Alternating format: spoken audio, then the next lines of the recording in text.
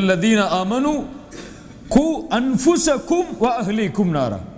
ஈமான் கொண்டவர்களே, உங்களை நீங்கள் பாதுகாருங்கள். முதலில் அதற்கு பிறகு உங்களுடைய குடும்பத்தார்களை பாதுகாருங்கள் நரக நெருப்பிலிருந்து. மனைவிக்கு மட்டும் அறிவுரை சொல்வதல்ல எம்முடைய கடமை. எம்முடைய பிள்ளைகளுக்கு மட்டும் அறிவுரை சொல்வதல்ல எம்முடைய கடமை. எம்மை பார்க்க வரக்கூடிய மக்களுக்கு மட்டும் அறிவுரை செய்வதல்ல எம்முடைய கடமை. எம்முடைய நஃப்ஸுக்கு நமக்கு நாம் அறிவுரை செய்வது அல்லாஹ் எம் மீது கடமையாக்கிய ஒரு கடமை. அதைத்தான் குர்ஆனுடைய இந்த வசனம் சொல்லுகிறது. ஆனால் இன்றைய எம்முடைய வாழ்க்கை எப்படி?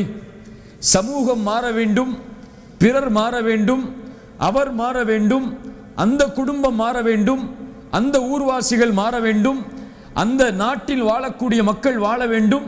அப்படி மாறினால்தான் சமூகம் மாறும் என்று நாம் நினைக்கிறோம். எல்லோரும் மாற வேண்டும் என்று எண்ணக்கூடிய நாம் முதலில்